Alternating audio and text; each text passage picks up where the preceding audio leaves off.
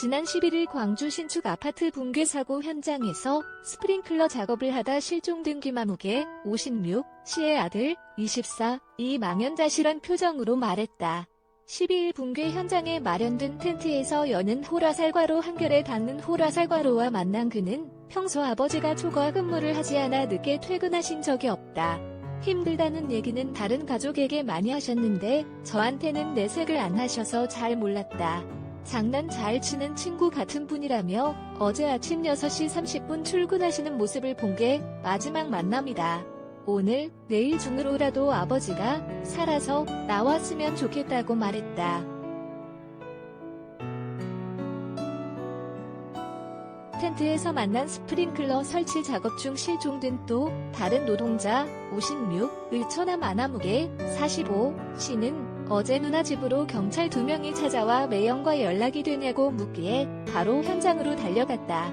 매형과 함께 저녁 식사를 하려고 오리탕을 준비하던 중 사고 소식을 들은 누나가 큰 충격을 받았다고 말했다. 그는 어젯밤 구조대원들이 안전을 이유로 현장에 진입하지 않기에 나라도 들여보내달라고 항의했다. 구조당국이 실종자 가족들에게 구조 상황을 먼저 알려야 하는데 외면에 미칠 것 같은 심정이라며 분노했다. 전날 오후 3시 46분께 붕괴 사고가 발생했을 당시 광주 하정아이파크 아파트 201동 신축 공사 현장에는 사구간으로 나뉘어 배치된 하청 노동자 30여 명이 있었던 것으로 알려졌다.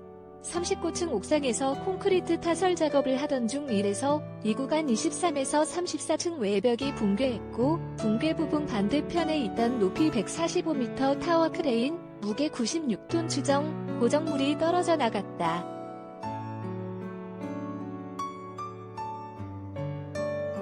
건물 전체가 붕괴되지는 않은 만큼 작업자 대부분은 자력으로 대피했지만 휴대전화 추적 결과 32층에서 창틀을 설치하던 50에서 60대 3명, 31층에서 스프링클러를 설치하던 50에서 60대 2명, 28층에서 타일 공사를 하던 60대 1명이 붕괴 현장에서 빠져나오지 못한 것으로 파악됐다.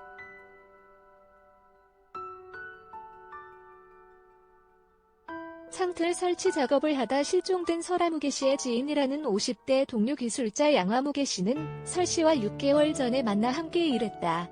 노동자 대부분 일용직이기 때문에 작업을 마무리하면 헤어졌다가 다른 현장에서 다시 만나곤 한다. 서로 다른 현장에서 일하며 3일 전까지 통화했는데 사고 이후 연락이 두절됐다고 말했다. 그는 평소 홍채인식 시스템으로 출퇴근 기록을 하니 실종자 파악은 어렵지 않았을 것이라고 덧붙였다.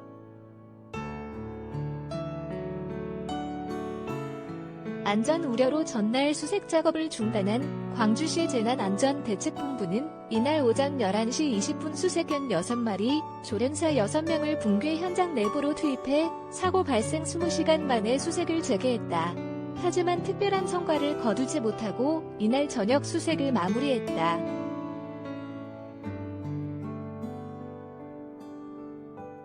문희준 광주 서부 소방서장은 구조견이 붕괴돼 매달려 있는 부분 26층에서 28층 사이에서 맴돌아 생존자가 있을 수 있어 구조견 6마리 모두 투입하기도 했다.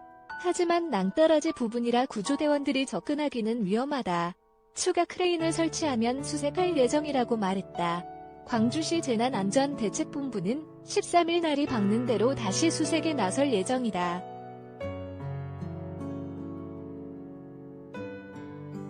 현장 안전진단 회의에 참여했던 대한민국 산업현장교수단 소속 최명기 동신대 교수, 토목공학과는 건물 외벽이나 타워 크레인이 무너질 수 있어 실종자 발견이 늦어질 수 있다.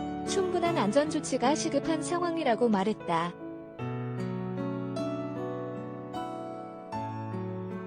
김용희 김윤주 기자 키미에탄1.co.kr